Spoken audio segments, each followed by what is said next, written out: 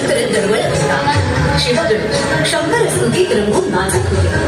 आदिनाथ कर्पूर गौर महादेव, आदिशक्ती महादेवी पार्वतीसह एकांत वासात रममाण होते. शिव आणि शक्ती एक रूप होते.